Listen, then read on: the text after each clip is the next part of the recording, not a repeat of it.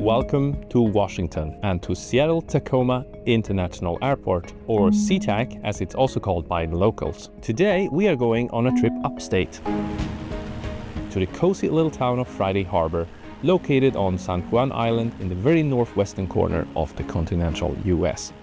This part of the US is known for its notoriously bad weather. Today is no different, with low clouds and reduced visibility affecting our flight. But we will get there, because today we are flying by instruments. So strap in, get ready, and bring your sweater. We are going IFR.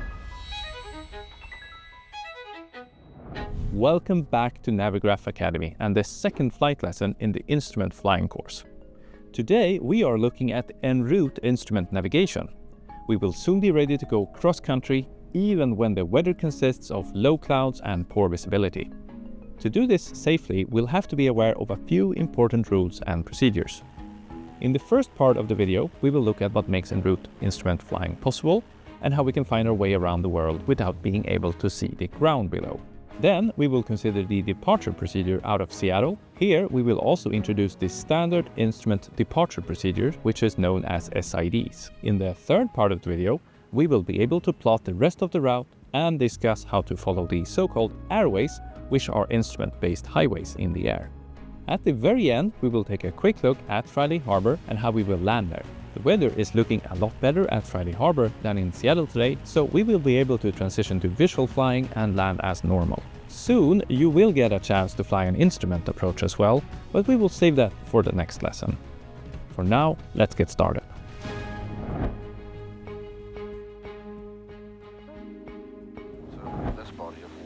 Before, we have practiced flying visually by using visual flying charts and cross-referencing the depicted landscape against what we saw outside the window. But now, flying in clouds, we'll have to switch to alternative navigation methods. All of your trust goes into those instruments. The Cessna 172 is fitted with the G1000 system and has what is called an area navigation system, or simply an RNAV system. In the Cessna, this mainly consists of the two GPS systems that are built into the avionics computers. The GPS units cross-check the aircraft's position and can relate that to a large database of airports and area navigation points. Thus, the airplane can fly a predetermined route with high accuracy and precision. Most planes, including the Cessna, are also fitted with more conventional radio navigation tools. These allow the plane to take in radio signals that are sent out from ground transmitters, such as VORs and NDBs. These radio systems can tell which direction the aircraft is located at relative to the radio station, and sometimes it can also measure the distance between the two. In return, the pilot will learn where they are located. More and more, GPS-based RNAV is replacing conventional radio navigation systems, and today, in this lesson, we will primarily focus on using GPS-based RNAV to find our way up to Friday Harbor. Alright, now let us take a look at the route itself. We are departing from SeaTac, which sits quite far down the famous Puget Sound in the middle of the Seattle-Tacoma metropolitan area. Looking at Navigraph charts, which is our own flight planning and chart software, we can see the airport located right here. Let's also find the airport charts, so we can orientate ourselves on the ground.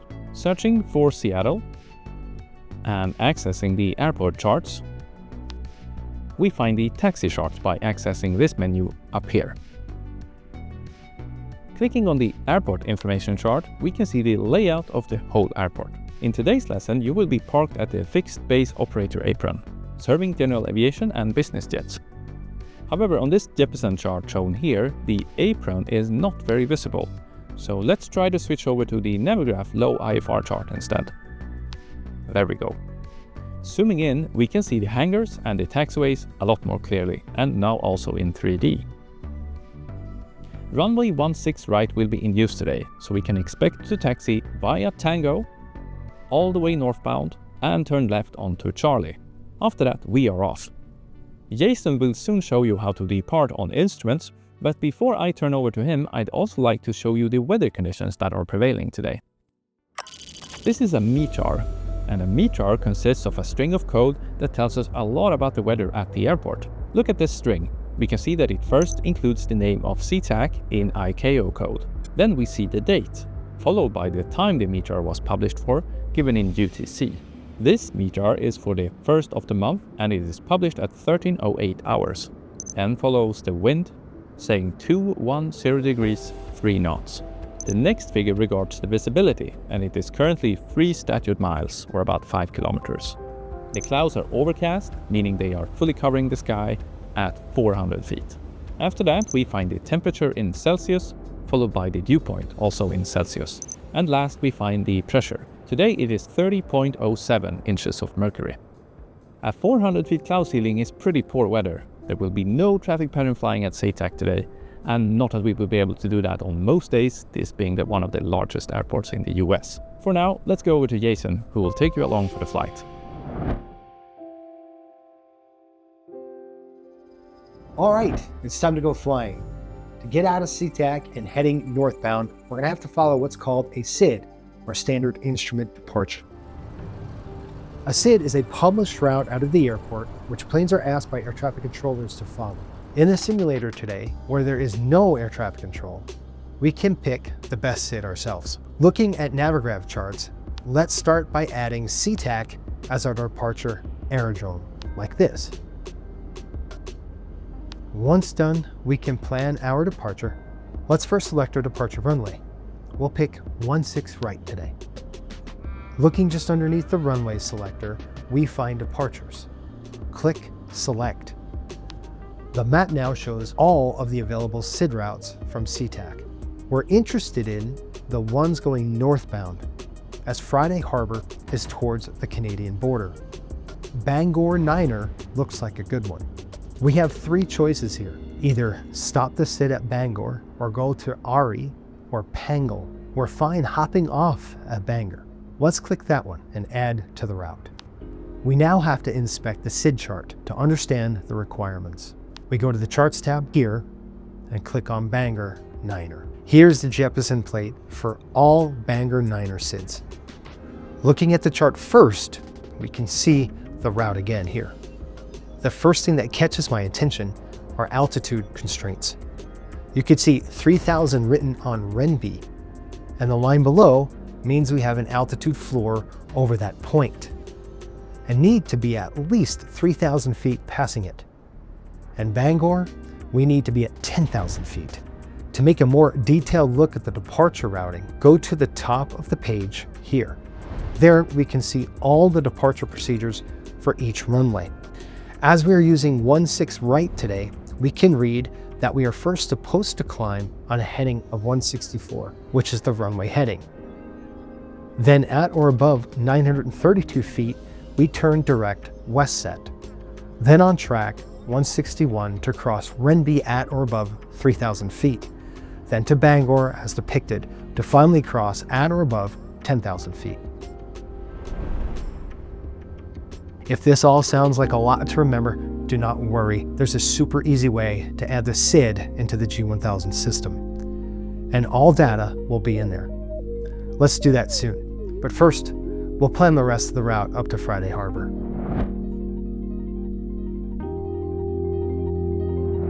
Passing Bangor and leaving the SID, we need to decide what to do now. Using the low IFR chart, we can see several 5-letter points scattered about, some with lines going between them. These are RNAV points with the airways connecting them. We're going to plan our flight along some of these up to Friday Harbor, which is here. First, there's no airway connecting Bangor, so we will have to fly off airway to the first point.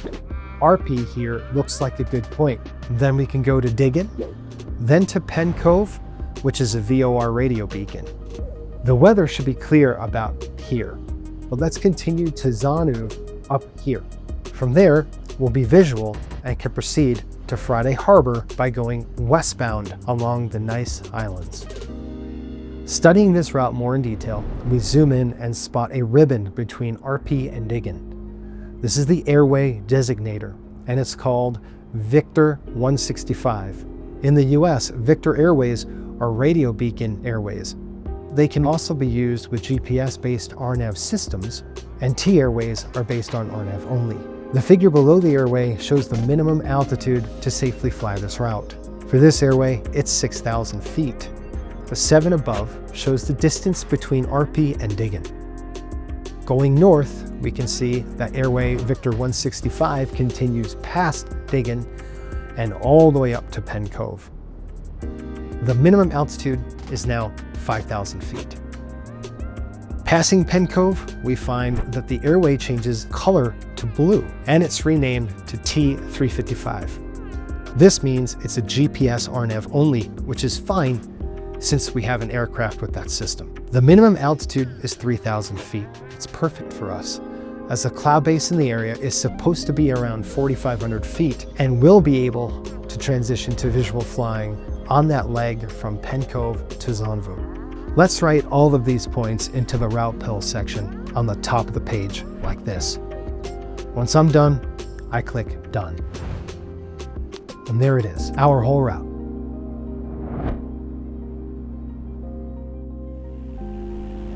All right, we know where to go. But before I show you how to load this into the aircraft and fly this thing, I want to quickly cover some basics regarding altitudes. When we fly in clouds, we cannot see the terrain nor the obstacles. Collisions with underlying terrain presents the greatest risk while flying under the instrument meteorological conditions. Thus, we need to figure out how to establish the lowest safe altitude where we can expect to be free of terrain and obstacles. On the SID, it's easy enough. We simply follow the minimum altitudes published on the procedure. We also need to make sure we can meet the climb gradient requirements given on the plate. We find these here. It says we need to be 500 feet per nautical mile to 3,000 feet and 220 feet per nautical mile to 10,000 feet. The Cessna will do just fine here, as we travel over 1 mile per minute in a climb. We need to climb by approximately 600 feet per minute up to 3,000 feet, and then about 300 feet per minute to 10,000 feet. The Cessna has a climb rate of around 1,000 feet per minute at sea level, and pretty good one at altitude too. You can find some performance figures for this in the Navigraph Academy Cessna 172 user guide, which is found on the Navigraph Academy website. After Bangor, we are, however, in unknown territory, with no SID and with no airway. Thankfully, there are pre-calculated so-called minimum safe altitudes, or MSAs, published. Going back to the map, we can make sure we have selected the general map layers to on. We may have to deselect a few others to declutter the map. Now we can see a figure here saying 78. This means that within this square, we can safely fly at 7,800 feet. This will give us a margin of at least 1,000 feet to any terrain or obstacles. As we will be at Bangor at 10,000 feet, we really have nothing to worry about.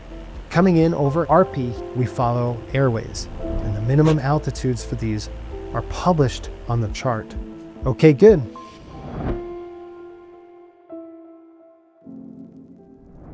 Hey, it's Andy here with some more real-life trivia related to instrument flying. So when you're flying in the clouds in real life, there's more to worry about than just terrain.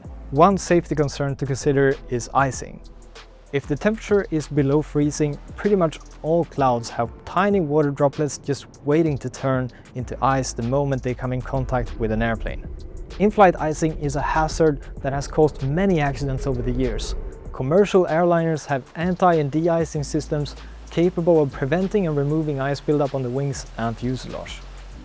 These take many different forms, but usually warm air from the compressor stage of the jet engines is led through the front of the wings. In other planes, pressurized air is forced onto rubber-lined leading edges, breaking the ice apart once it has formed. If de-icing was not done, the aerodynamic shape of the wing would be severely degraded, and the weight of the airplane would significantly increase. Together, these two factors can cause an aircraft to lose lifting capability and control, which could lead to a crash. Smaller planes like our Cessna don't have de-icing or anti-icing systems, so flying through icing conditions is basically a no-go.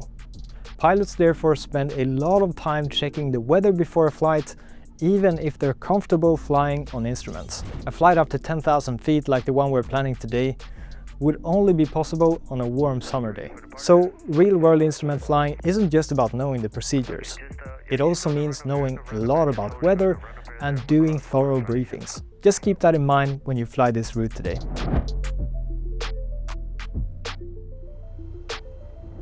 All right, engine is on, run-up is complete. Let's do the departure briefing. We know we are planning the Bangor 9er departure. What we want to do now is make sure that the G1000 system is loaded with the same departure as we can read on the plate. First, let's load the points into the G1000 system. You could do it by the old-fashioned way, by going to the rightmost screen and hitting the flight plan button here. Then adding the points using the FMS nav. You'll have to manually write in each point on the route. It's very cumbersome sometimes. Or you could use the Navigraph in-game panel to export that plan that we made together in the web version before. Access the in-game panel and click the Navigraph logo. This opens up the Navigraph charts inside the simulator. Once open, go to Flights and make sure your current plan is loaded. Then go to Export. Click on Load as Active Flight Plan, and voila, there we go. The whole route is in the system now.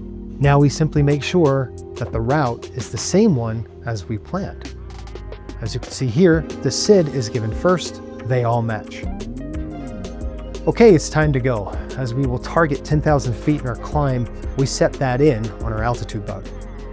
To assist us in flying the route, we make sure that the RNAV arrow is displayed on the heading indicator. This is a purple arrow, and we can switch it with the CDI soft key down here. We taxi out and commence takeoff. Here we go.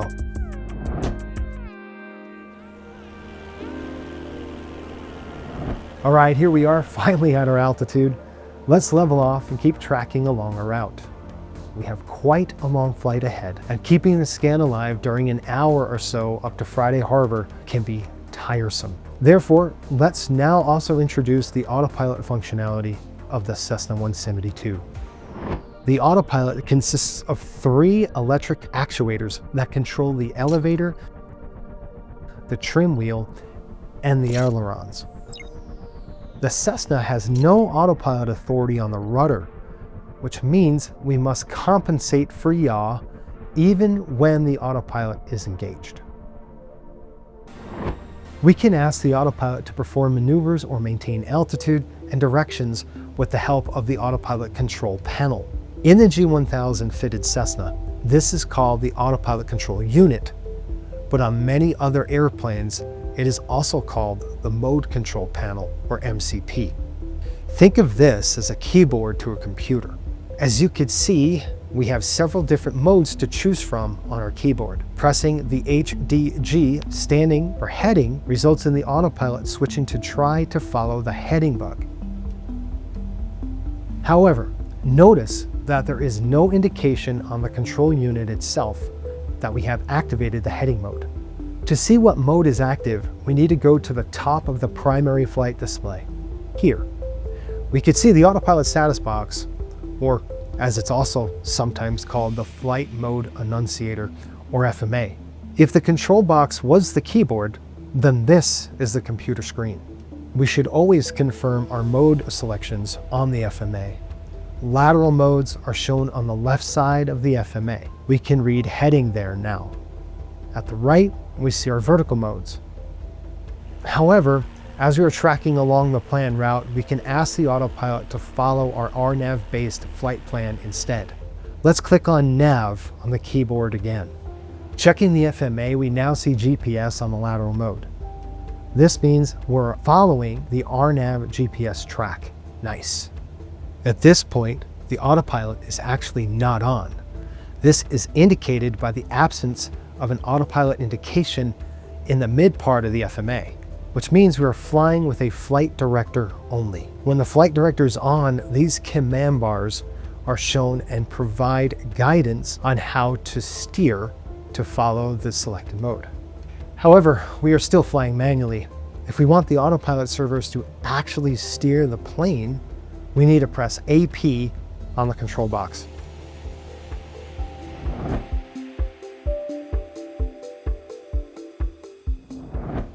We're approaching Penn Cove, and we have about 20 miles to Zanuv. Let's just check the temperature real quick so that we're not in icing conditions. Still above freezing, so no issue here. The minimum altitude on this leg is 3,000 feet, so we can start descending now. Let's use the autopilot for this. First of all, we set the altitude bug down to 3,000 feet. However, notice that the airplane is not descending. We are still in alt green mode, which is captured on 10,000 feet. To get from 10,000 feet down to 3,000 feet, we need to switch to a vertical descent mode. Looking back at the control box, we have several options, such as vertical speed or vertical navigation. Let's use our common logic here. In a power on descent, we want to fly at cruise speed and target approximately 500 feet per minute. We can therefore choose to ask the autopilot to maintain airspeed and simply reduce our power. That will lead to the autopilot pitching down. On the G1000 autopilot system, the airspeed controlled descent mode is called flight level change, or FLC. Checking it and checking the FMA, we can see that we have FLC as the active mode as it turns green. We also see an airspeed to the right of it. We can change the airspeed by pressing the nose up or nose down keys on the control box like this. Let's pick our approximate cruise speed as the descent speed. All we need to do now is to reduce power and the airplane starts descending. Nice, gentle descent. Okay, we're breaking out of the clouds. Good weather finally. Looking at the FMA, we can now see that the white text has appeared on the right, shown ALTS, standing for Altitude Selected Mode. This means the autopilot system is ready to capture the newly selected altitude. As we approach a level off altitude, FLC will change to Altitude Capture Mode. This is indicated by the FLC being replaced by a green flashing ALTS. Then, as a level off completes, the vertical mode will change to ALT. The airplane has now captured the altitude. All we need to do is remember to increase power again. A note here, it's very important to remember that mode changes are controlled by the keyboard on the control box, but we must always confirm their status on the FMA. Only the FMA tells you what the plane is actually doing. White modes are armed modes waiting to be activated, and green modes are active modes controlling the autopilot. Just don't mash the buttons on the control panel. Always look at the FMA too.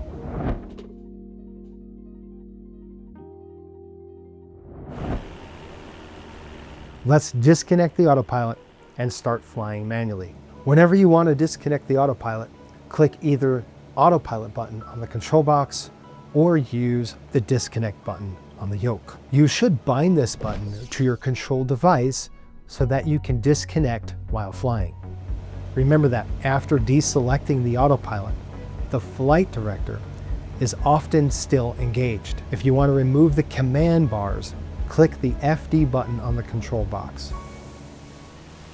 I'll use runway 16 for landing today, so I'll start setting up for the approach. When you try this out in your own simulator, remember to do your checklists and brief the visual approach via the downwind traffic pattern. You've got it. And if not, go back to the virtual private pilot course and learn more about visual flying techniques and traffic pattern flying.